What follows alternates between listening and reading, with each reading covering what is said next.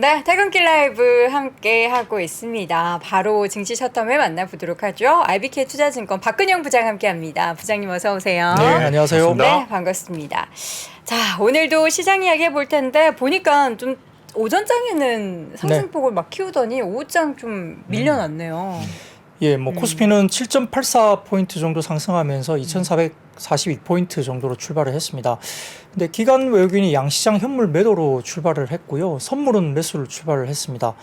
다만 이제 9시 20분을 지나면서 기관 선물 매도 전환했지만 양시장 기관들이 현물 매수를 전환하면서 지수 하방을 지지하는 듯한 모습도 보였습니다. 미국의 고용지표 호조가 인플레이션과 고강도 통화 긴축 우려를 자극하면서 우려가 좀 있었지만은 중국의 리오프닝 기대감에 강보합 흐름이 이어졌던 걸로 보이고요. 오전 한때 업종별로는 섬유유복과 의료 종밀, 운수 창고 등이 강세인 가운데 의약품과 전기가스업, 그다음에 전기전자 등이 약세였습니다. 미국의 고용지표 호조가 나왔지만 세부적으로 보면 그렇게 너무 나쁜 지표는 아니었습니다. 왜냐하면 이 기업 쪽과 가계 쪽이 완전히 나뉘어져 있었는데요. 기업 쪽은 고용이 굉장히 호조되고 있다고 보였지만 가계 쪽의 지표에서 상당히 부러지고 있는 모습을 보였기 때문에 이 고용지표 호조 자체로 놓고 보면 다소 조금은 금리 인상에 대한 우려가 나올 수 있는 부분이었지만 세부적으로 뜯어보니까 결국은 균열이 생기기 시작한 게 가계 쪽에서 확실하게 균열이 나오기 시작했다는 분석이 되면서 오히려 아래꼬리를 달고 이제 시장이 다 회복을 해버린 그런 모습이었습니다. 10시 이후에 주가지수 선물 바닥 확인 이후에 반등을 일부 보이기 시작했는데요. 외국인은 현물 매도가 상당히 좀 제한적이었고 선물 매수세가 확대된 영향이었습니다. 중국의 방역 조치 관련된 완화에 따른 중화권 중시 강세로 시장이 또 긍정적으로 반응을 했었는데요. 중국 코로나19 확진자 수가 또 6거래일째 감소세를 보였다는 점도 있고 베이징이나 상하이 등 주요 도시의 PCR 의무 검사 규정도 대폭 완화가 되고 있습니다. 표를 하나 가져와 봤는데요. 중국의 본토 신규 확진자 수에 대한 추이인데 참 이렇게 많이 올라가기 시작했습니다. 굉장히 가파르게 올라갔는데 한 6일 정도 지금 빠지고 있는 모습들이 보이기 시작했고요. 원달러 환율은 견조한 미국의 고용지표에도 불구하고 파월의 속도 조절 발언이라든지 중국의 위안화 강세 영향 때문에 1,300원 선 하회했고요. 장중에 1,290원도 깨고 내려갔었습니다. 그런 부분들 때문에 전반적인 달러에 대한 부분들이 약세로 이루어지는 모습인데요. 하나 제가 표를 하나 가져왔는데 재밌는 그림이 하나 있습니다. 최근에 미국 시장에서 월가에서 다음 표를 보여주시면 강달러 매수 포지션을 줄이는 IB들의 포지션 관련된 트레이드들의 포지션입니다. 이게 투기적 순매도를 뜻하는 건가요? 네, 지금 시장 참여들의 달러 순매도 포지션이 18억 2천만 달러까지 올라왔다고 합니다. 지난해 7월 이후에 가장 높아졌다 볼 수 있겠고요. 불과 2주 전만 하더라도 달러 순매도가 1,000만 달러 수준이었는데 제가 아까 말씀드렸듯이 달러 순매도 포지션이 18억 2천만 달러니까 달러 하방에다가 배팅을 엄청나게 하고 있다는 거죠. 달러는 약세로 갈 거다. 네, 그렇게 배팅을 하고 있습니다. 그래서 큰 틀에서 보면 미국의 경제가 다른 나라들보다 훨씬 더 양호하다는 점을 고려한다면 이 약세 흐름이 전면적으로 완전히 약세로 꺾였다라고 보기에는 좀 쉽지는 않습니다만 11월 말 이후에 월가나 글로벌 IB 쪽에서 참여자들의 분위기가 좀 이렇게 포지션이 바뀌고 있다는 점은 당분간은 환율에 영향을 좀 미칠 수 있는 수급이다 볼 수 있습니다. 11시경에 중국의 민간 11월 서비스 PMI가 46.7로 발표가 됐습니다. 이것도 표를 가져와 봤는데 보여주시면 별로 좋지 않습니다. 그러네요. 3개월 연속 경기 위축 국면이고요. 공식과 민간 지표 모두가 위축 국면이 지속됐는데 방역 정책 강화 때문에 6개월 만에 최저치까지 내려왔습니다. 그러면 어떻게 될까요? 중국 쪽은 어쩔 수 없이 리오프닝에 대한 당위성이 점점 더 강해질 수밖에 없고요.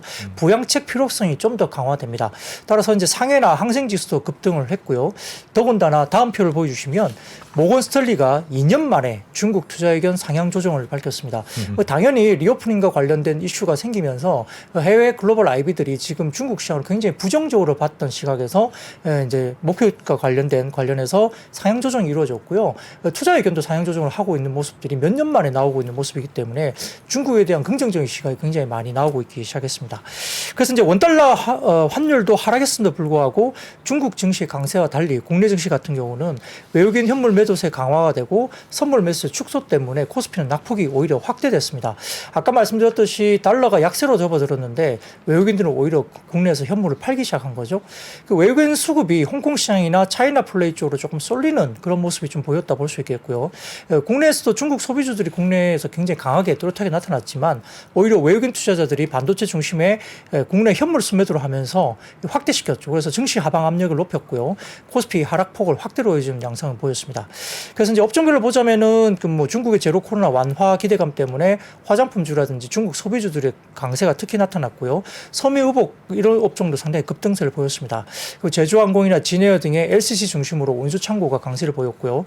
시총 상회단에서는 네이버, 카카오 등 인터넷주 강세도 불구하고 NC소프트라든지 크래프톤 등의 게임주들이 약세에서 서비스 업종들이 제한적 상승에 그쳤습니다. 이 반면에 비금속 광물이나 의약품 업종들이 가장 부진했고 외국인 투자들이 반도체 중심으로 매도하면서 전기전자 업종의 약세가 두드러지게 나타났습니다. 코스닥 같은 경우도 외국인 매물이 출회되면서 업종별로는 제약이라든지 섬유, 의류 강세를 보였지만 IT 부품이나 일반 전기전자 쪽이 약세가 두드러졌다 볼 수 있습니다. 네. 오전장부터 가장 좀 눈에 띄었고 사실 오늘뿐만 아니라 최근 계속해서 좋았던 게 이제 중국 관련한 기업들인데 이게 수급이 굉장히 집중되고 있는 것 같아요. 네, 뭐 실제 중국 시장에도 외국인들이 굉장히 뭐라 그럴까요? 중국이나 대만을 좀 팔고 한국을 사는 듯한 느낌을 좀 뭐 한두 달 전에 보이기 그쵸. 시작했죠. 근데 지금 오히려 또 외국인들은 또 중국이나 항생 지수를 끌어올리면서 항생도 장중에 시장이 3% 이상 급등을 했기 때문에 그런 모습이 보입니다. 그래서 항공이나 여행, 화장품 등등 뭐 중국 소비 관련된 봉쇄 완화와 관련된 섹터들이 강하게 이제 올라오는 모습인데요. 사실 뭐 시진핑 국가주석도 베이징에서 개최된 EU 상임의장과의 회담에서 중국 내 관련된 우세종임 오미크론 변이가 델타 변이보다 덜 치명적이다 이렇게 말을 한 게 또 도화선이 되면서 리오프닝에 강력한 의지가 좀 보인다라고 평가를 하고 있는 것 같습니다. 그래서 뭐 베이징과 텐진, 선전, 청두 등의 주요 다른 도시들도 규제 완화를 발표한 바가 있기 때문에 상해도 마찬가지고 큰 대도시들까지도 지금 리오프닝으로 가고 있으니까 여기에 대한 수급이 쏠릴 수 있겠죠. 표를 하나 가져와 봤는데요. 중국 관련된 한국 주요 소비재 업종들의 중국 노출도와 관련된 그 이야기입니다. 이게 모건 스탠리 쪽에서 나온 그 자료인데요. 보시면은 2022년 기준으로 보신다 하더라도 아모레퍼시픽이 36% 그리고 LG생활건강 28 그리고 코스맥스가 38% 호텔 신라는 75%나 되고요. 그다음에 오리온 같은 경우도 43% 그리고 농심 같은 경우는 6% 정도로 농심은 글로벌화가 잘 돼 있는 상황이죠. 아무튼 소비재 업종들의 대부분의 뭐 한국 관련된 종목들이 이렇게 중국의 의존도가 높다 보니까 중국의 여러 가지 정책에 따라 이제 변수가 많습니다. 실적에 대한 영향도 당연히 크다 볼 수 있겠죠. 그래서 이제 화장품 업종들이 특히나 좀 많이 오르기도 했습니다만 화장품 업종들은 지금 산업 규모가 48조 원 정도가 됩니다. 한국 화장품 산업 규모가. 근데 여기에서 그 중국 비중이 43%에 평균적으로 달하니까 중국을 정말 무시할 수 없는 시장이죠. 근데 전체적으로 중국 관련된 방역 조치 완화가 매출 개선의 요소가 분명히 맞긴 맞습니다만 근데 이제 주가가 많이 오르니까 좀 고민이 생겼어요. 왜냐하면 최근에 그 광군제 매출 실적을 참고해 보면은 한국 브랜드 기업들의 파워가 확실히 떨어진 게 보이거든요. 그래서 당연히 그 리오프닝 하는 게 호재일 수 있지만 단순한 리오프닝 하나만 가지고 이 시장에서 화장품주가 급등할 수 있느냐에 대한 사실은 좀 고민이 생기는 자리가 되는 거죠. 지금 표를 하나 가져와 봤는데요. 중국 화장품 수입의 국가별 기여도 추이를 보면 2016년도, 17년도 보면은 뭐 27% 정도, 30% 가까이 까지 올라갔습니다. 근데 올해 9월 달까지 보면은 지금 이게 14%까지 떨어져 있죠. 많이 올라오는 게 이제 꾸준하게 올라오는 게 이제 프랑스 쪽은 계속 유지가 되면서 올라오고 있고요. 프랑스 제품들이. 그리고 그 다음에도 일본 제품들도 중국 시장에서 비중을 계속 늘리고 있죠. 근데 한국은 이렇게 빠지고 있잖아요. 그러니까 브랜드력이 굉장히 처지고 있기 때문에 중국에서 지금 포지셔닝이 굉장히 빠지고 있다는 점 때문에 당연하게 리오프닝 하나만 가지고 화장품주를 끌어올리기에는 좀 힘들지 않느냐 이렇게 분석이 나올 수밖에 없습니다. 그 다음 표를 보여주시면은 올해 광군제 기간 동안 티몰 플래그십의 라이브 방송 시청자 수를 보여주는 표를 다음 표를 보고 있는데요. 표를 보여주시면은 지금 광군제 당일 같은 경우도 그렇고 대부분 다 에스티로드가 아주 극단적으로 상위권에 있죠. 그다음에 랑콤이 굉장히 많고요. 중간에 좀 보시면은 뭐 시세이도나 코스에 있는데 중국 브랜드 프로야 같은 경우도 굉장히 높습니다. 그래서 중국 로컬 브랜드들의 약진이 거의 랑콤만큼이나 중국 시장 내에서 굉장히 지금 약진을 하고 있는 게 보이죠. 근데 오른쪽 보시면 LG가 그나마 좀 낮긴 하지만 아모레퍼시픽은 거의 뭐 광군제 당일날 방송자 시청 투자자 수가 거의 뭐 눈에 띄지도 않을 정도로 빠져 있습니다. 이만큼 아모레퍼시픽이나 LG가 상당히 포지셔닝이 되게 애매해지고 그 로컬 업체한테도 상당히 좀 밀리고 있는 브랜드력이 좀 보인다는 점에서는 좀 우려가 분명히 있는 것 같습니다. 그래서 이 당분간 이게 주가가 리오프닝 관련된 수급 이슈로 갈 수는 있는데 이 계속 치솟기가 좀 힘들다는 분석도 있기 때문에 좀 고려를 해야 될 것 같고요. 이 항공업종 같은 경우도 괜찮았습니다만 지금 올해 9월까지의 누적 내국인 출국자 수가 325만 명 정도라고 분석이 되는데 2019년 코로나 없던 시기에 16% 수준이니까 연간 단위로 따지면 아직은 LCC나 뭐 다른 업종들이 그렇게 많이 오르기가 좀 어렵지 않느냐라고 생각할 수도 있습니다. 근데 최근에 11월 달 지표를 한번 가져와 봤는데요. 한국 투자증권의 지표입니다. 표를 좀 띄워주시면 그 왼쪽에 그림이를 위쪽에 보시면은 그 11월 국제선 여객 관련된 부분에서 전월 대비 27% 증가하고 있고요. 그다음에 위쪽에 오른쪽 보시면은 일본 노선이 2배 증가하면서 해외여행 시장의 회복을 당연히 견인하고 있는 게 모습이 보입니다. 일본 굉장히 많이 가고 있는 것 같고요. 일본 내에도 한국 사람들이 엄청나게 많은 걸로 보입니다. 그리고 왼쪽 아래 보시면 일본 레버리지가 높은 제주항공의 성장이 그 가운데 가장 크게 보이고요. 그다음에 티웨이나 지네어도 따라가고 있는데 아무튼 제주항공이 일본 쪽에 LCC 쪽에서는 상당히 잘하고 있다고 이렇게 보입니다. 그 제주항공 같은 데서 아까 말씀드린 대로 LCC 쪽에 1위 이상을 빠르게 되찾고 있는 게 보이고요. 그 뒤로 뭐 지네어나 티웨이 항공이 따라가고 대한항공이나 아시아나항공이 따라가고 있는데 LCC 쪽은 아무래도 지금은 그 일본 쪽에 상당히 좀 국제선 여객 쪽에서는 상당히 잘 위상을 찾아가고 있다 볼 수 있습니다. 그래서 한투증권의 이러한 어떤 뭐 리서치 자료에 따르면 아무튼 11월 달로 놓고 보면 LCC로 보면은 67%나 이제 증가를 하고 있기 때문에 9월, 10월 넘어가면서 10월 달 26%, 11월 달 54%로 상당히 국적사들의 일본 여객수도 상당히 늘어나고 있어서 이런 부분은 사실은 아까 그 화장품보다는 항공 쪽이 그래도 조금은 나은 모습이 확실히 보이는 모습이 보이고 있고요. 여기에 따라서 더군다나 지금 겨울 성수기가 시작되면 또 여행들 많이 가시거든요. 한겨울에. 일본의 겨울 좋죠. 네, 그렇죠. 예, 그래서 그런 부분들 때문에 우리가 이제 뭐 이익 개선세가 일단 좀 더 이어질 수 있다는 점이 일단 화장품 업종과는 조금 다른 분위기가 가고 있습니다. 여기에 따라서 지금 아마 여객선 증가율을 보면 11월 달 놓고 보면 10월 달 대비 보면 대한항공은 4%, 아시아나가 6% 정도인데요. 제주항공이 84%, 그러니까 상당히 잘하고 있고 진에어도 42%, 티웨이 71%, 에어부산이 49% 정도니까 지금 그 항공 관련된 LCC 쪽은 상당히 좀 두드러지게 좀 좋아지고 있는 모습이 보이기 때문에 다소 조금은 흑자, 그러니까 분기 기준으로 흑자도 가능하다 보이는데 다만 이제 조심해야 될 것은 이런 종목들이 이제 갑자기 증자 같은 것들 이런 것들을 또 갑자기 공시를 할 수 있기 때문에 그런 부분들은 조금은 조심할 필요는 있겠습니다. 저는 화장품주가 사실 굉장히 안 좋았을 때 중국의 노출도가 큰 부분보다 뭐 성장하는 유럽 시장, 뭐 미국 시장 보자 막 이런 보고서들이 정말 많이 쏟아져 나왔잖아요. 네. 근데 한 2주 전부터 그 얘기 쏙 들어가고 다시 중국 이야기를 너무 하는 거예요. 그래서 뭔가 약간 줏대가 없지 않나. 네, 그래서 뭐 이제 중국 쪽에 관련된 이슈는 단순히 열린다고만 해서 사주지는 않기 때문에 그쵸. 아까 말씀드렸듯이 에스티로더나 그다음에 프로웨어 같은 로컬 업체들의 굉장히 매출이 좋고요. 그쵸. 실제 근데 미국하고 일본 쪽은 상당히 잘하고 있어요. 국내에서 미국이나 일본 쪽으로 수출할 물량이 굉장히 많아지고 있는 게 보이고 또 일본 내에서 수입하는 외국 브랜드 중에 한국 브랜드가 지금 1위라고 합니다. 잘 하고 있습니다. 뭐 색조도 그렇고 그래도 로컬 브랜드가 많이 팔리긴 하겠지만 수입하는 브랜드 중에 한국 브랜드가 일본에서는 1위라고 하거든요. 그래서 한국이 그래도 쳐다볼 수 있는 게 일단은 리오프닝 모멘텀으로 가긴 가지만 내년을 넘어가면서 결국은 중국 탈중국을 하면서 미국이라든지 그다음에 일본 쪽의 성과가 물론 뭐 전부 다 중국에 빠지는 부분들을 메이크업을 할 수는 없겠지만 미국과 일본 쪽의 성과를 잘 내는 종목에 대해서는 조금은 선별적으로 볼 필요는 있다는 분석은 나오고 있고요. 특징적으로 제가 오늘 한 종목 가져와 봤는데 아모르지 같은 경우는 이 수급적인 이슈가 또 있었습니다. 표를 좀 띄워주시면은 아모르지의 대차장고 상환인데요. 공매도 비율치를 봐야하는데 이 표는 지금 이지스 리서치라는 쪽에서 이제 좀 만들어 드려서 제가 좀 발췌를 해봤습니다만 이 빨간색으로 선을 보이는 쪽이 이제 공매도 비율인데요. 확연하게 떨어지고 있고요. 대차 상환은 확 느리기 시작했습니다.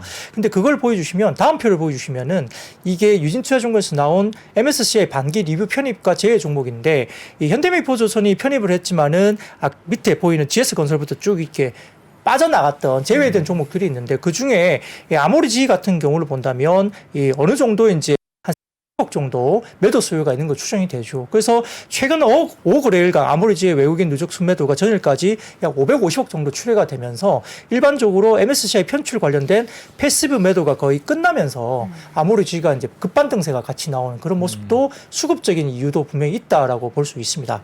그 다음 표를 보여주시면은 이 호텔 레저 업종과 관련된 분석 자료인데 이게 엄브렐라 리서치 쪽에서 나온 걸 분석해서 제가 가져와 봤습니다만 호텔 레저 업종의 5일과 20일 기준 기관 매수 강도를 이제 만들어낸 표인데요. 이 주황색으로 보이는 이제 5일 누적인데 이 부분은 밴드 상단에 거의 와 있습니다만 20일 기준으로 본다면은 지금 회색인데 회색 선을 보이면 올해 내 피크 수준까지는 아직도 조금은 룸이 남아 있는 걸로 보입니다. 그래서 여러 가지로 봤을 때는 기관들이 조금 더 살 수 있는 여력이 수급적으로는 있을 수 있는 거 아니냐라는 분석도 있는 상황인데 이거는 아무튼 뭐 과거에 최근 들어서 2022년 들어와 가지고 회색 선 그러니까 20일 기준 기관의 매수 강도가 아직까지는 피크에 달하지는 않았다는 뭐 그런 내용이고요. 이게 피크까지 꼭 가야 된다는 건 아니지만 기관 입장에서는 조금 더 살 수 있는 여력은 수급적으로는 있을 수 있다는 가능성에 대한 표이니까 아무튼 최근에 리오프닝과 관련해서는 조금 더 호텔 레저 업종도 조금 더 이어질 수 있는 그런 뭐 펀더멘탈리보다는 수급적인 이슈로 좀 이어질 수 있는 부분도 있다라는 이야기가 있습니다. 네, 중국 관련 소비, 뭐 리오프닝 관련한 종목들 쭉 확인해봤고요. 이번에는 IT 쪽 이야기를 좀 해볼까요? 네, 반도체 업종은 일단 인텔의 CEO인 겔싱어가 뭐 9일 방한 소식하면서 반도체 일부 종목들이 좀 올라와 있었는데요. 지금 겔싱어 CEO가 지난 5월에도 한국 출장을 왔었고요. 뭐 삼성전자 등의 회동이 있었다 이야기가 이미 벌어졌습니다. 삼성전자 차세대 메모리 그다음에 뭐 팹리스 반도체 설계 관련된 그리고 파운드리, 그 PC와 모바일 등의 다양한 분야 논의가 진행된 걸로 보이는데 인텔은 아시다시피 내년 1월 10일 정도에 사파이어 래피드 출시를 앞두고 있죠. 그래서 AMD도 마찬가지고 지금 전반적으로 이제 DDR5 관련된 시장이 이제 시작이 될 텐데 이제 시장이 어떻게 열리느냐, 뭐 경기 침체 때문에 이게 기대보다 못할 수도 있지 않느냐 이런 이야기가 있긴 하지만 아무튼 기다리던 DDR5 시장은 열린다 볼 수 있습니다.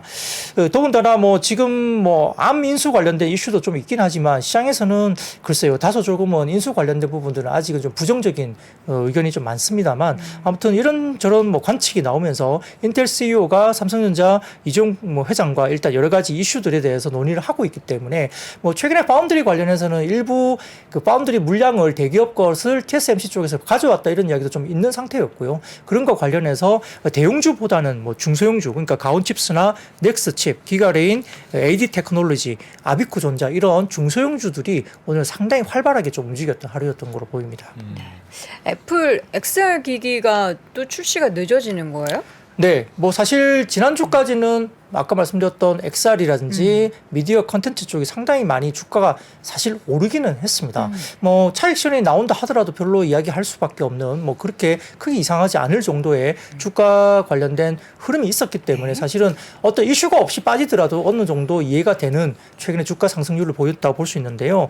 다만 이제 한 가지 더 이슈가 있었습니다. 표를 보여주시면 역시 애플하면 고밍치잖아요. 대만의 애널리스트인데 이 고밍치가 결국은 이야기를 했습니다. 이 보시면 뭐 지금 아마 잘 이렇게 보시면 영어는 뭐 쉽잖아요. 그러니까 23년 하반기로 좀 미뤄진다는 이야기죠. 그러니까 뭐냐면은 아마 애플이 내년 1월 미디어 행사를 통해서 MR 헤드셋을 공개를 할 텐데 2분기 기존에 출하를 할 것으로 보였던 부분들이 내부적인 이슈. 그러니까 뭐 조립된 여러 가지 헤드셋의 대량 출하가 2분기가 아니라 4분기로 미뤄질 수 있다는 이야기를 한 겁니다. 그래서 이게 상당히 좀 많이 미뤄지는 거잖아요.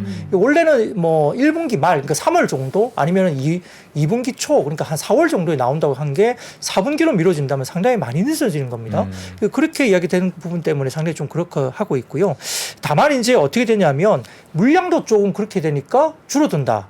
왜냐하면 이제 올해 같은 경우에 뭐 일부에서는 지금 이 관련된 기기가 올해 1,100만 대 정도 팔린다 이야기가 되고 있는데 애플이 지금 올해 관련해서 내년에 낸다고 했던 게 한 80만 대에서 맥스로 한 100만 대까지 추정하는 쪽이 있었습니다만 이게 고밍치 입장에서는 그렇게 못 가고 내년에는 50만 대 미만으로 나올 가능성이 있다라고 하니까 물량이 또 너무 없는 거죠. 그러니까 이제 전반적으로 아까 말씀드렸던 뭐 1,000만 대 이상 판매하는 기기 중에 애플이 내년에 뭐 50만 대 미만으로 내년에 만든다? 그러면 이제 이게 기대감이 너무 좀 주가에 좀 많이 반영된 거 아니냐 이런 생각들을 할 수밖에 없었고요. 말씀드렸듯이 단기적으로 또 주가가 좀 오른 상태였기 때문에 일반적으로 이런 부분들이 영향을 좀 미쳤다 볼 수 있습니다.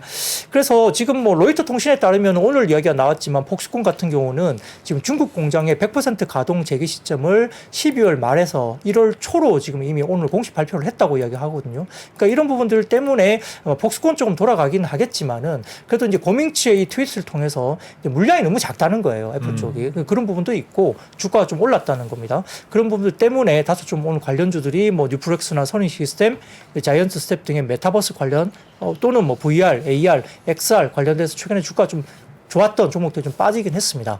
근데 좀 긴 호흡으로 본다면 또 XR, VR 뭐 이쪽이 그렇게 완전히 이제 뭐 더 쳐다보지 말아야 될 섹터는 아닌 것 같아요. 전체적으로 지금 1,100만 대 이상 판다고 하면 이게 폴더블 폰 판매량과 거의 같은 수준이잖아요. 그러니까 무시할 수 없는 수준이고요. 이 정도라면 옛날에 우리 에어팟이라 그러나요? 이렇게 네. 애플의 이어폰 그거 뭐 판매량 초기 시작하면서 막 이렇게 급등하기 시작했던 초기 판매량과 거의 준하는 판매량 수준이거든요. 그래서 이게 그렇게 우리가 멀리 볼 것이냐 이것도 좀 필요할 것 같고 분석 보고서가 이제 카운터 리서치라는 애널리스트 그 관련된 리서치를 보면은 2030년 정도 되면은 이 XR 기기가 12억 대 정도 연간 시장이 된다고 보고서를 냈습니다. 12억 대면 지금 스마트폰 물량입니다. 연간 스마트폰 물량이거든요. 그럼 다들 이거를 쓰고 다닌다는 거예요? 뭐 쓰고 다닐지 집에 놓고 뭐 볼지는 그건 잘 모르겠습니다만 아무튼 시장과 관련된 성장에 대한 이슈는 방향성이 아무튼 굉장히 좀 명확한 흐름으로 간다. 그러니까 지금 뭐 1,000만 대에서 2,000만 대 정도 파는 게 1억 대만 팔아도 10배 시장이잖아요. 그쵸. 근데 그게 2030년도 좀 멀게 보이지만 그게 12억 대 시장이면 거기에서도 또 10배 이상 시장입니다. 그러니까 이게 그냥 단순하게 우리가 개념만 갖고 있는 시장은 아니라는 거고 또 모든 뭐 애플이 포함해서 뭐 그다음 이제 소니라든지 그다음 피코라든지 그다음에 이미 메타도 하고 있지만 글로벌 회사 그리고 삼성전자도 당연히 뛰어들겠죠. 그러니까 스마트폰 시장이 결국은 포화 상태로 갔고 네. 새로운 IT 기기의 발현 때문에 결국은 그 IT 시장은 새로운 어떤 판매를 할 수 있는 아이템을 만들어낼 수밖에 없어요. TV도 지금 보는 거 TV들이 전혀 문제가 없잖아요. 그렇죠. LCD TV 쳐다보면서 우리가 전혀 문제가 없어요. 그쵸. 근데 왜 OLED TV를 만들고 새로운 시장을 계속 만들겠습니까? 이 판매하는 사람들은 새로운 시장을 계속 만들기 위해서 새로운 기술을 접목시키고 시장을 만들어 가거든요. 그러니까 IT 기기 쪽에서도 이 XR, VR 이 시장도 결국은 시장을 만들기 시작하고 우리가 포화된 스마트폰 시장을 어느 정도 메이크업하는 시장으로 그래서 뭐 스마트워치도 만들고 이어폰도 만들고 이렇게 가는 겁니다. 그래서 그 시장을 결국은 만들어가는 게 방향성이 명확하다는 점에서는 우리가 그렇게 무시할 수 없는 쪽이다 생각할 수 있는데요. 아무튼 애플이 만드는 이게 그 고밍치 애널리스트에 의하면 이게 굉장히 비싸고 그다음에 물량이 적은 이유는 초기에 비싸기 때문이고 두 번째로는 전문가를 위한 물량이다라고 해요.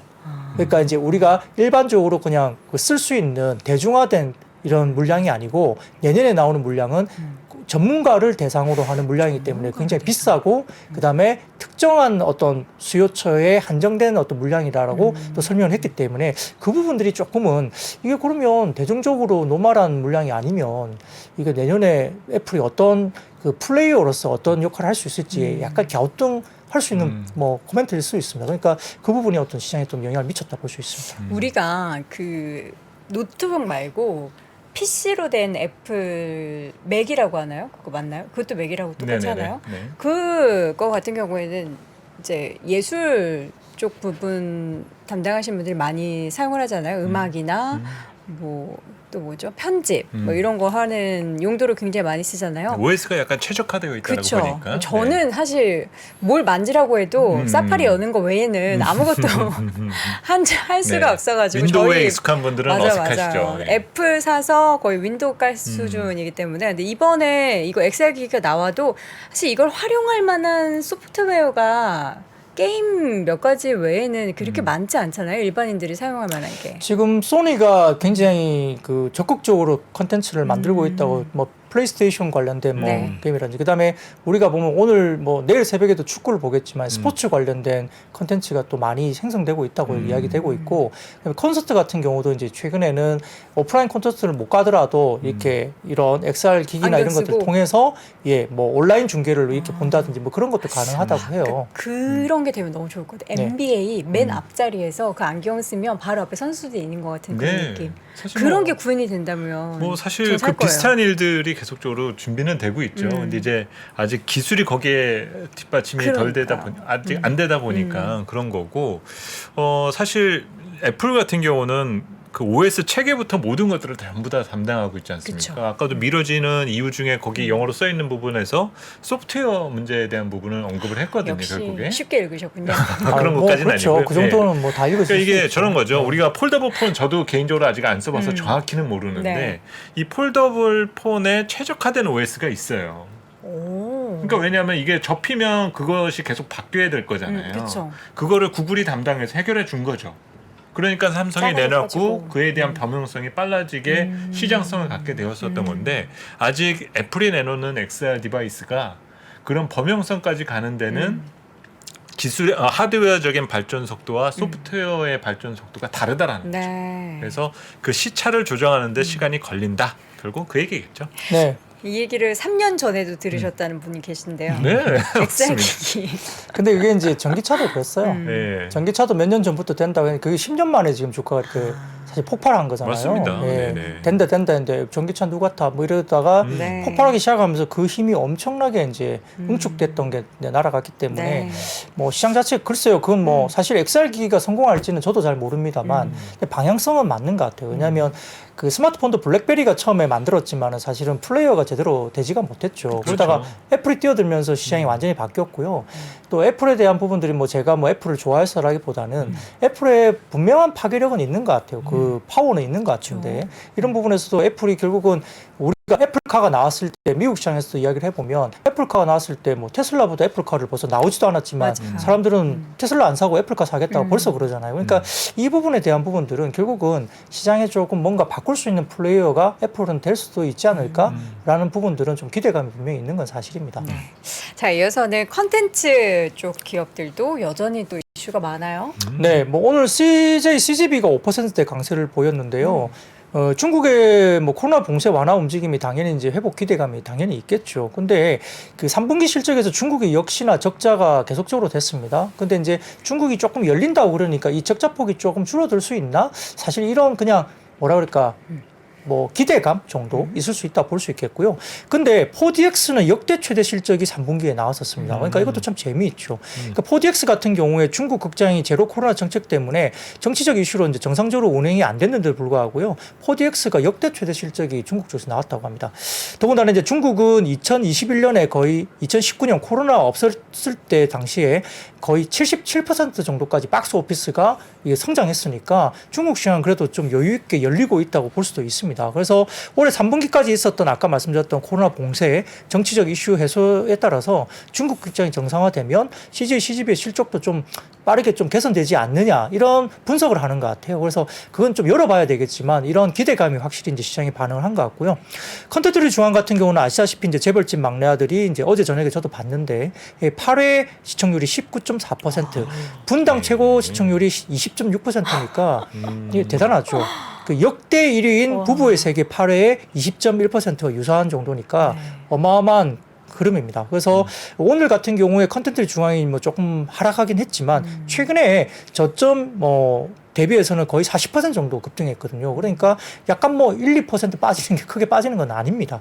그래서 이제 시청률과 더불어서 주가의 추가 상승도 가능한데요. 시청률 한번 가져와 봤습니다. 표를 좀 띄워주시면 이게 4회가 11.8%니까 이게 8회 만에 20% 가까이 올라왔으니까 1회가 시청률이 제가 기억하기로 6%대였거든요.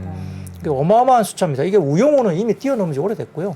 그러니까 이것도 예 만만하지 않은 시청률입니다. 그래서 가면 갈수록 좀 시청률이 계속적으로 고공행진하고 있기 때문에 그러고요. 그다음에 컨텐츠 중앙 같은 경우는 9일날 12월 9일날 넷플릭스 오리지널인 종이의 집 공동 경제구역 파트 2가 예정돼 있고 21일날에 디즈니 플러스 오리지널에 특히 지금 이게 가장 기대를 받고 있는 그 드라마죠. 카지노. 최민식 배우와 네네네네. 그다음에 우리가 가장 좋아하고 있는 손석구 배우가 나옵니다. 그리고 이제 JTBC 수목 드라마의 재개를 알리는 사랑의 이해. 여기에 뭐 정확한 배우를 제가 기억을 못하게 문가영 씨가 나오나요? 어쨌든 그렇습니다만 약간 이 부분도 좀 볼거리가 준비된 상황입니다. 그 스튜디오 드래곤 같은 경우와 CJ ENM 이쪽도 상승을 보였는데 아마 연말의 대작에 대한 기대감이 역시나 있는 상황이고요. 12월 7일 날 디즈니 플러스 오리지널의 커넥트란 뭐 드라마가 있고 그다음에 12월 10일 TVN의 환원 파트 2 그다음에 23일 날 넷플릭스 오리지널의 더 페블러스 그다음에 30일 날 넷플릭스 오리지널 더 글로리 그다음에 아마존 TV의 아일랜드 이렇게 전반적으로 지금 라인업들이 연말에 굉장히 대작들이 많이 이제 포진되어 있기 때문에 이 관련해서 아마 어떤 시청률이라든지 좀 뭔가 호재성 모멘텀이 좀 나올 수 있다는 뭐 기대감이 여전히 있는 것 같고요. 그다음에 지금 그 컨텐츠 중앙 같은 경우는 메가박스가 있잖아요. 그러다 네네. 보니까 아바타2 물의 길 흥행 여부가 변수인데 다음 표를 한번 보시면 아바타2의 네이버 검색량 일별추인데 계속 급증하는 게 보입니다. 개봉했나요? 아닙니다. 14일 날 개봉입니다. 14일 날 개봉이라서 아마 개봉을 하게 되면 최근에 검색량이 이렇게 막 급등하고 있어서 초기에 일단 보고 굉장히 재밌다고 입소문 나면 한번 아마 더? 굉장히 이렇게 집중될 가능성이 높아요. 그때 당시에 아마 다른 경쟁작이 제대로 된 경쟁작이 지금 별로 없지 않나 싶을 정도. 있어도 영화관 입장에서는 아바타로 다 깔겠죠. 그럴 가능성이 높죠. 왜냐하면 이게 3D나 4DX가 객단가가 높잖아요. 그렇죠. 예, 그러니까 아마 그걸 포함해서 아마 전체적으로 이 극장에서는 아바타 2가 반응이 좋으면 아마 거의 대부분의 좌석을 그쪽으로 배치할 가능성이 높기 때문에 경쟁작들이 그쪽에 같이 뭐 대놓고 경합을 한다? 피할? 만만치 않죠. 피할 가능성이 높고 그러면 아마 독점이 아닌 독점 비슷한 이런 분위기가 갈 수 있고 또 재밌다는 입소문이 타면 일단 볼 수밖에 없으니까요. 그래서 이런 부분들이 좀 영향을 미칠 수 있는 가능성이 있다 볼 수 있습니다. 또 방학 때하고 딱 맞물리네요. 일단 그리고 가성비가 좋은 것 같아요. 같은 돈 내고 시간을 더 오래 한 3시간 반 된다는데요. 영화 시간이. 그렇군요. 보통 우리가 영화 막 짧은 거 1시간 반, 길어도 2시간인데 3시간 반이니까 네. 부모 입장에서는 아이들 3시간 반 영화 보게 하고 자유시간 아닙니까? 문제는 앉혀두기가 쉽진 않죠. 3시간. 근데 네. 비싸겠죠. 3D나 4DX가 워낙 비싸니까. 일반 2D 보여주죠, 뭐 네. 아이들은. 근데 아바타를 상상의 2D로 나래를 보기에는 펼치라고. 좀 아쉽지 않을까요? 우리 아이들 상상의 나래를 펼쳐보라고. 알아서. 어쨌든 아바타가 14일 개봉인데 저도 볼 예정인데 과연 우리가 너무 이게 뭐 13개월도 아니고 13년을 끌어왔으니 우리의 기대치가 얼마나 또 높아졌겠습니까? 글쎄요, 좀 하나의 새로운 영화다라고 봐도 되지 않을까? 그러니까 아예 그 원이 사실 기억도 안 나요? 기억이 안 나요. 그 네네네. 머리카락 이렇게 하면서 I see you 뭐 이랬던 거 feel you 했나? 뭐 네. 어쨌든 그런 거 하잖아요. 원은 근데 다시 봐야 될 것 그때 같아요. 당시에 그래픽 그 정도의 기술력인데 13년이 흘렀으니 더 과연 훌륭해졌겠죠? 어떤 그 비주얼적인 어떤 우리한테 충격을 좀 줄 건가. 지금 13년 흐른 뒤에 어떤 네. 기술력은 어마어마하게 또 발전했기 때문에 이 제임스 카메론 감독은 항상 이제 좀 임팩트 있는 뭔가를 내는 기대를 가질 수 있는 감독이라서 이게 봤을 때 정말 우와 해버리면 진짜 뭐 연말이나 연초까지는 계속적으로 끌고 갈 수 있는 흥행이 될 것 같고 1월 달에 또 CES가 아마 예정돼 있잖아요. 네, 그렇죠. 그 네. XR, VR 포함한 로봇 뭐 여러 가지들이 이제 또 분위기가 타기 때문에 이 흥행 여부에 따라서 아까 말씀드린 미디어 컨텐츠나 그와 관련된 메타버스라든지 관련된 로봇이나 뭐 등등 여러 가지 뭐 극장까지 전반적인 흐름들이 좀 이어질 수 있는 변수는 될 수 있다. 그러니까 뭐 재미없으면 또 이게 뭐 사그라들겠죠. 근데 정말 재밌다고 그렇게 돼버리면 또 굉장히 그 부분은 좀 더 끌고 갈 수 있는 어떤 모멘텀이 된다 볼 수 있습니다. 화장실 걱정을 벌써부터 하시네요. 음료 먹으면 안 될 것 같아요. 예, 알겠습니다. 이번에는 자율주행차 관련한 이슈도 새로운 게 있었나 봐요. 네, 그 언론에 따르면 현대차 그룹이 자회사인 자율주행 스타트업인 포티투닷 대규모 자금을 투입할 것으로 정해졌습니다. 사실 뭐 인수하면서 4,500억 정도 썼죠. 근데 추가 투자를 단행할 걸 알려지면서 아마 레벨 4 자율주행 요소 기술을 개발하면서 로보택시나 그다음에 로보 셔틀 도입을 실증 사업에 대해서 신사업에 대한 움직임이 있습니다. 그래서 아울러서 기아 소속 모빌리티 연구소장인 차두원 상무가 지난 1일 포티투닷으로 자리를 옮긴 것으로 알려졌고요. 차기 대표에 오를 가능성도 점쳐지고 있습니다. 기아 쪽에서 넘어간 거죠.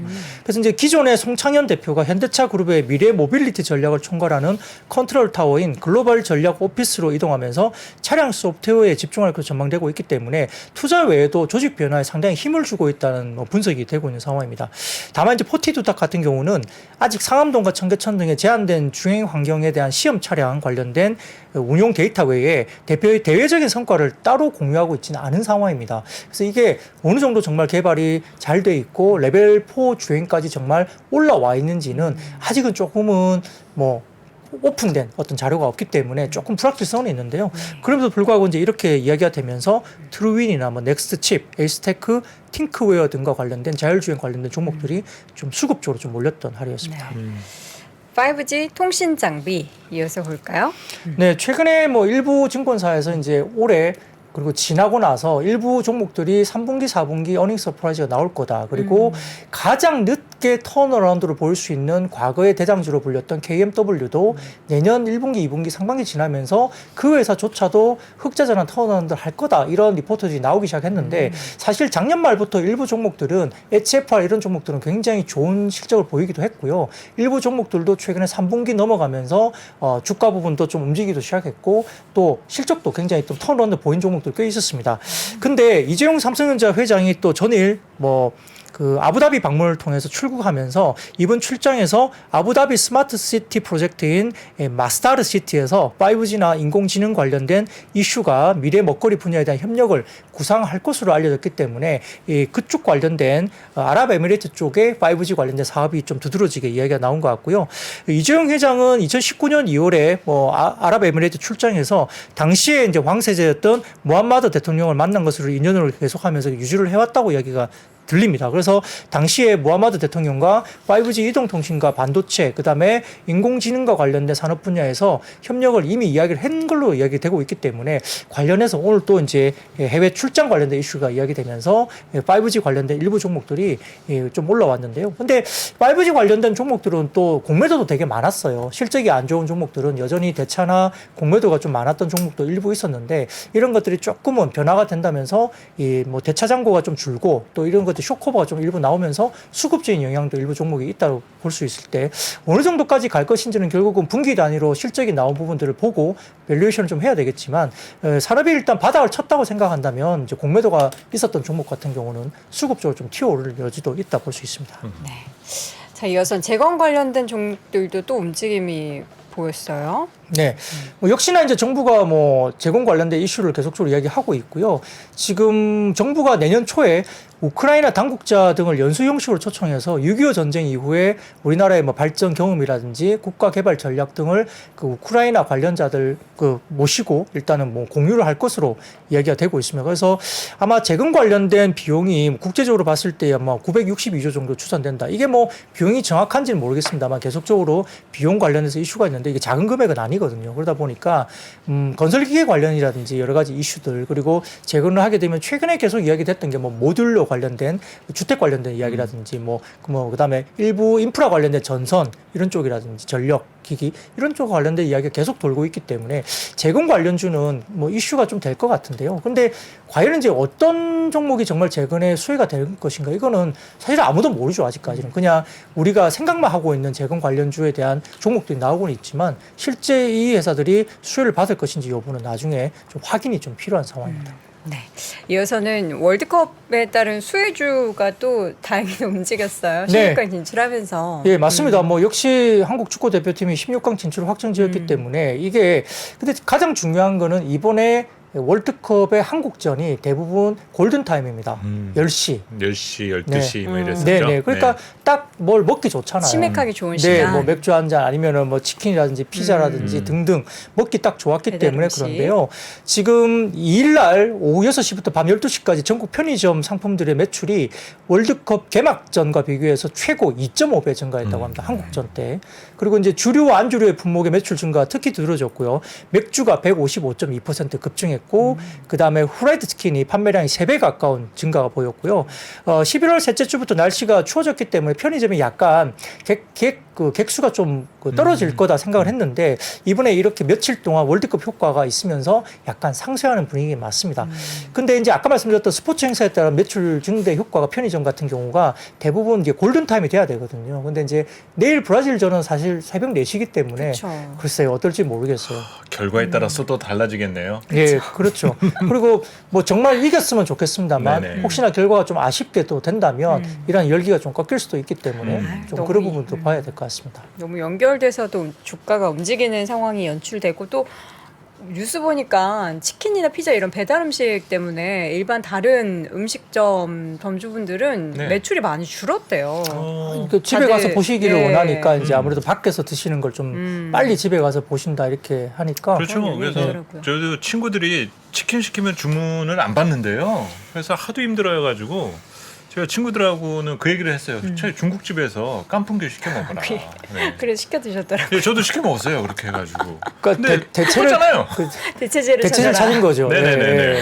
프라이드 치킨이나 뭐 양념치킨 없으니까 네. 깐풍기 시켜보고. 그 충분히 시킬 때가 있는데. 탕수육 먹어도 되는데. 그것도 그렇죠. 그렇죠. 나 네. 괜찮아요. 똑같이 막국수 먹어도 되고. 예, 맥주하고 잘 맞습니다. 근데 다양한 음식 여러분 네. 찾아주십시오. 너무 이제 판에 박힌 이거를 벗어나야 된다는 거죠. 결국에.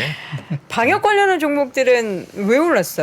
이 오늘도 이슈가 있었군요. 네, 전라남도의 지난 1일 나주시 반남면 흥덕리 그 유경오리 공장과 네. 동강면 진천리 유경오리 농장에서 AI 항원 정밀 검사한 결과 역시 이제 고병원성 AI가 최종 판결됐습니다. 그래서 이것 때문에 사실 뭐 살처분 뭐 12만 3천 마리나 살처분 됐다는데 닭과 오리가 이렇게 했죠. 그러니까 야 이게 이렇게 되면 또 이제 육가공 관련된 부분들이 이제 대체제가 또 차일 수도 있잖아요. 그렇죠. 그러니까 이제 닭이나 오리가 가격이 조금 약간 영향을 받을 수도 있고 또 뭐 닭이 오리가 뭐 AI가 걸리면 또 다른 걸 먹기 시작하잖아요. 그러니까 돼지고기를 찾든 뭐든 이렇게 될 수 있는데 아무튼 이런 부분들에 관련된 이슈가 생기면서 백신이나 진단시약, 방역과 관련된 종목들이 좀 움직였고요. 그래서 이제 아까 말씀드렸던 팜스토리 이런 육개가 이제 이렇게 대체 반사수에 관련된 될 수 있겠고 뭐 신라 SG나 한성기업 등 수산 쪽도 반사수에 대한 생각 때문에 그런데 이게 그냥 늘 있어온 테마입니다. 그러니까 하나가 뭐가 생기면 반사수혜가 오르고 뭐 이런 게 시장에서 항상 도는 어떤 법칙과 같은 비슷한 그런 부분이니까요. 계절성도 있고 순환성도 있고 네, 하는 그렇습니다. 부분이죠. 네. 네. 마지막으로는 2차 전지 관련한 얘기 빠질 수 없어서 준비하셨죠? 네. 오늘 좀 뭐 주가가 2차 전지가 좀 조정을 받아서요. 뭐 최근에 좀 올라온 것 때문에 그럴 수도 있지만 조금 낙폭이 좀 과했어요. 뭐 셀 업체도 3%대 그리고 일부 소재 업체들은 6% 정도까지 빠지기도 했기 때문에 조금 시장이 빠지면서 오늘은 조금 낙폭이 좀 심하게 빠졌다 이렇게 볼 수 있는데요. 이 단기적인 밸류에이션 부담을 이야기하는 쪽이 있어서 한번 가져와 봤습니다. 자, 표를 보여주시면은 지금 글로벌 전기차용 배터리 사용량 점유율인데 이게 상반기까지가 아니라 10월까지 이제 누적이거든요. 그렇게 보면 1위인 CATL이 물론 중국 현지에서 많이 팔았기 때문에 CATL이 1등을 하고 있지만 아무튼 10월까지 누적을 보면 작년 대비해서 이제 MS가 올라왔어요. 그죠? 31.2%에서 35.3%로 올라왔습니다. 근데 LG에너솔루션이 작년 대비해서 누적으로 봤을 때 20%대에서 13%를 확 줄었죠. 그리고 지금 비아디 같은 경우도 중국에서 많이 올라와서 8%대에서 13%로 올라왔어요. 근데 이제 파나소닉도 조금 처지기도 했지만 SK온과 삼성 SDI가 사실은 점유율 면에서 크게 올리지를 못한 상황이죠. 그러니까 물론 이 CATL이나 비아드 같은 경우는 중국 로컬에서 워낙 많이 팔았기 때문에 그러합니다만 중국을 제외하고 나면 LG에너솔루션이 잘하고 있어요. 잘하고 있는데 아무튼 점유율 면에서는 전체적으로 봤을 때는 CATL이나 다른 데 중국 업체가 잘하고 있는 게 분명히 맞죠. 근데 다음 표를 보여주시면은 한국과 중국의 2차 전지 밸류체인 최근의 2년간 P 밸류에이션 변화인데요. 보시면 파란색 선이 한국이고 약간 빨간색 선이 중국입니다. 이 보시면은 2022년 중반 이후로 넘어서면서 어떻게 보이십니까? 한국의 밸류가 평균 밸류가 36배까지 올라왔습니다. 그 중국이 물론 로컬이 잘해서 이렇게 많이 올라오긴 했지만 중국 관련된 종목들이 이렇게 빠지기 시작하면서 25배 정도까지 평균 밸류가 많이 빠져 있죠. 그러니까 외국인 입장에서 보면은 물론 이제 한국 쪽이 잘하고 있고 또 중국이 워낙 이제 코로나 관련된 방역완 그 관련된 부분이라든지 시진핑 주석이 3년임 하면서 여러 가지 뭐 정치적인 이슈 이런 것 때문에 중국을 좀 피하고 한국 주식을 샀다고 볼 수도 있겠지만은 이 전체적으로 밸류에이션 부분을 봤을 때는 중국보다 한국이 좀 비싸 보이는 건 사실이에요.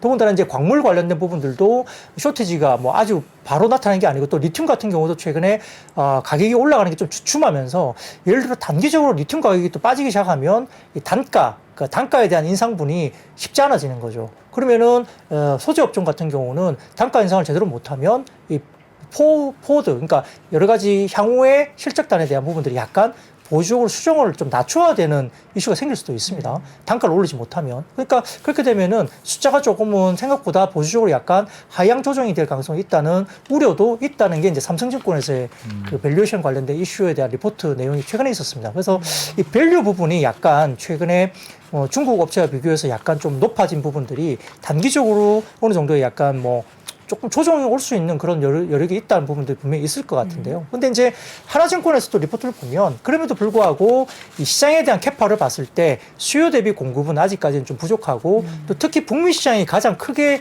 형성되는, 그러니까 유럽이나 중국 시장의 성장은 거의 없다고 볼 수 있는데 급박하게 올라가는 성장은 미국 시장에 있다, 북미 시장에. 근데 그 북미 시장을 대응할 수 있는 것은 국내 3사밖에 없지 않느냐. 그러면 국내 소재 업체들이 결국은 이 부분에서는 수급이 그 공급 부분이 그렇게 과잉으로서 우려될 부분은 아니고 특히나 이제 관련된 법안에서 이렇게 수직 계열화가 충분히 되고 있는 업종과 관련된 종목들은 좀 눈여겨봐야 되는, 그러니까 뭐 포스코 그룹이라든지 에코프로 관련된 그룹이라든지 이쪽은 수직 계열화가 명확하게 되고 있는 부분이어서 좀 차별적으로 긍정적으로 접근해야 되지 않느냐, 이런 쪽에 리포트도 있으니까요. 이런 부분들을 조금 면밀하게 스타디를 할 필요는 있겠습니다. 네. 자, 이렇게 해서 오늘도 정말 꼼꼼하게 시장 요목조목 정리를 쭉 해봤습니다. 오늘 증시셔터맨 IBK 투자증권 박근영 부장 함께했습니다. 부장님 고맙습니다. 네, 감사합니다. 고맙습니다. 2023년 투자 계획을 고민하고 계십니까?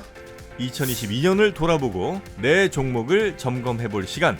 그래서 준비했습니다.